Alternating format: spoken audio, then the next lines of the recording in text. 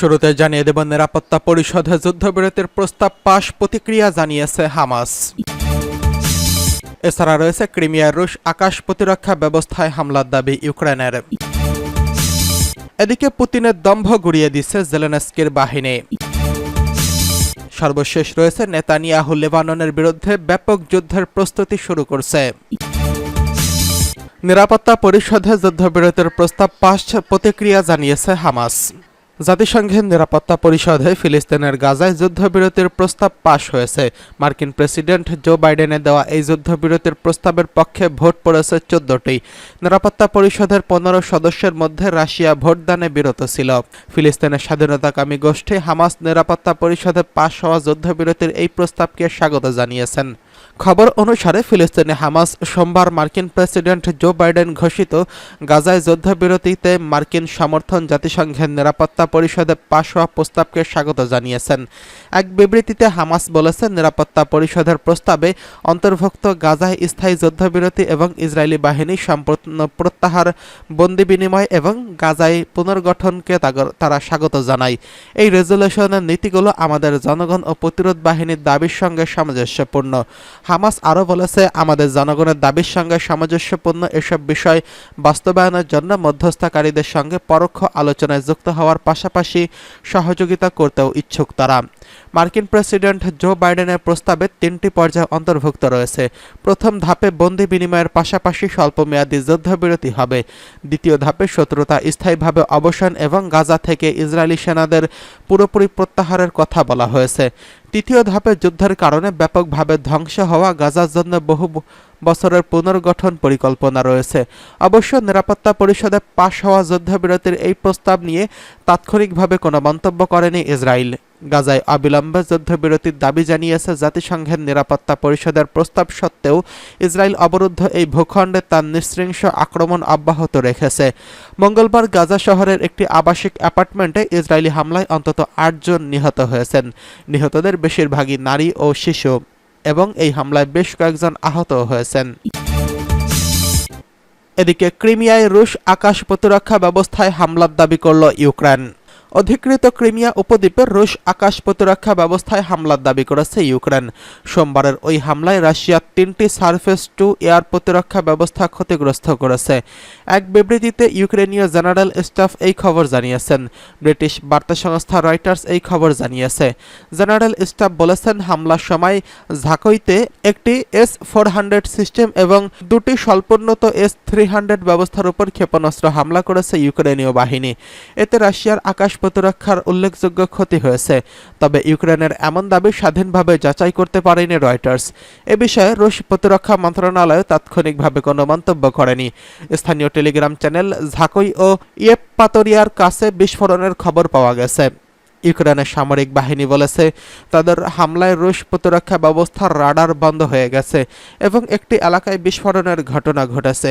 তবে শত্রুর অত্যন্ত কার্যকর আকাশ প্রতিরক্ষা ব্যবস্থা তাদের কোনো ক্ষেপণাস্ত্রকেই প্রতিহত করতে পারেনি। একটি টেলিগ্রাম পোস্টে এই তথ্য জানিয়েছে ইউক্রেনীয় সামরিক বাহিনী। ক্রিমিয়া উপদ্বীপ থেকে দক্ষিণ ইউক্রেনের উপর বারবার ব্যালিস্টিক ক্ষেপণাস্ত্র নিক্ষেপ করেছে রাশিয়া। এই অঞ্চলটি 2014 সালের ইউক্রেনের কাছ থেকে দখল করছিল দেশটি। 2014 সালের পর 2022 সালে ইউক্রেনে আবারও হামলা করে রাশিয়া। গত 2 বছরের পালাক্রমে ইউক্রেনীয় ক্রিমিয়ার রুশ লক্ষ্যবস্তুতে একাধিক বিমান ও নৌ হামলা চালিয়েছে। একই সঙ্গে কৃষ্ণ সাগরে মস্কো নৌবহরে হামলার মাধ্যমে উল্লেখযোগ্য ক্ষতিও করেছে। ইউক্রেনের দাবি, 30 মে ইউক্রেনীয় সেনাদের হামলায় সেখানে 2টি ফেরি ক্ষতিগ্রস্ত হয়। ফলে ক্রিমিয়া ও রাশিয়ার মূল ভূখণ্ডের মধ্যকার কার্যক্রম বন্ধ হয়ে পড়ে। এদিকে পুতিনের দম্ভ গুড়িয়ে দিল জেলেনস্কির বাহিনী। রাশিয়া ইউক্রেন যুদ্ধের নতুন মোড় নিয়েছে। রাশিয়া একেবারে ভেতরে ঢুকে হামলা চালিয়েছে ইউক্রেন। কিয়েভের ওই হামলায় রাশিয়ার সবচেয়ে অত্যাধুনিক 5ম প্রজন্মের যুদ্ধবিমান Su-57 ক্ষতিগ্রস্ত হয়েছে। ইউক্রেনের GUR প্রতিরক্ষা গোয়েন্দা সংস্থা জানিয়েছে, রাশিয়ার ভেতরে একটি বিমান ঘাঁটিতে দেশটির সর্বশেষ প্রজন্মের Su-57 ফাইটার জেটে প্রথমবারের মতো আঘাত করেছে ইউক্রেনীয় বাহিনী। রাশিয়ার Su-57 ফাইটার জেট স্টেলথ প্রযুক্তির তৈরি দেশটির সবচেয়ে অত্যাধুনিক যুদ্ধবিমান, কিন্তু ইউক্রেনীয় বাহিনীর অত্যাধুনিক সেই বিমানে প্রথমবারের মতো আঘাত হেনেছে।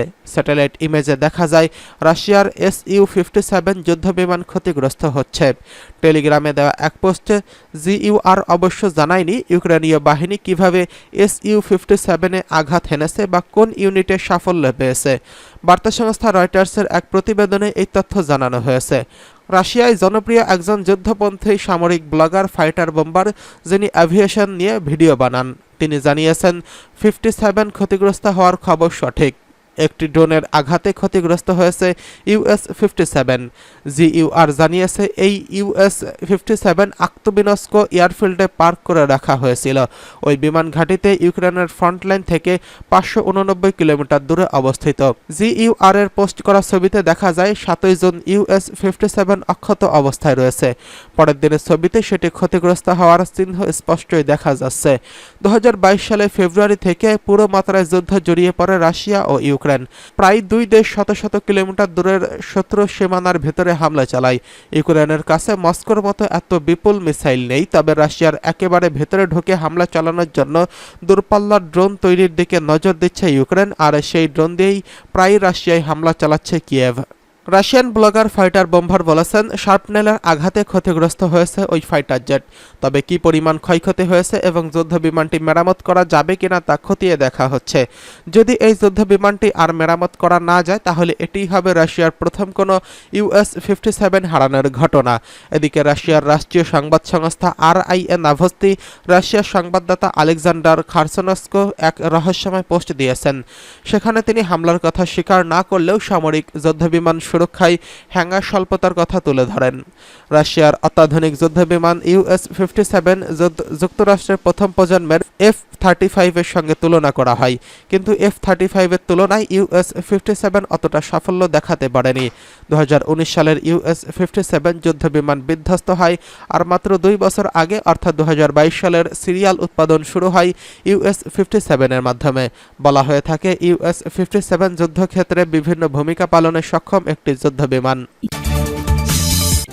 এদিকে নেতানিয়াহু লেবাননের বিরুদ্ধে ব্যাপক যুদ্ধ শুরু করার প্রস্তুতি গ্রহণ করছেন।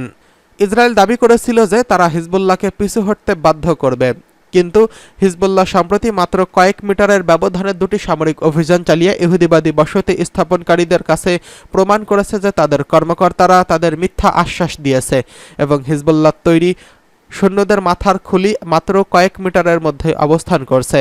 বেশিরভাগ পর্যবেক্ষক মনে করেন লেবাননের সঙ্গে সম্ভাব্য যুদ্ধের বিষয়টি নেতানিয়াহুর উপর নির্ভর করছে, তবে এই মুহূর্তে তিনি সংকটে রয়েছেন এবং একাধিক ফ্রন্টের অনেক চাপের মধ্যে রয়েছেন। এরই মধ্যে ইয়েমেন ও হামলার গুরুত্বপূর্ণ চতুর্থ ধাপ শুরু করেছে।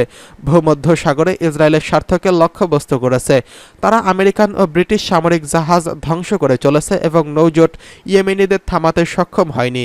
ইয়েমেনি ফ্রন্ট একের পর এক হামলা চালিয়ে ইসরায়েলের ইলাদ বন্দর পুরোপুরি বন্ধ করে দিয়েছে এবং এখন ভূমধ্য সাগরকে লক্ষ্যবস্তু করছে।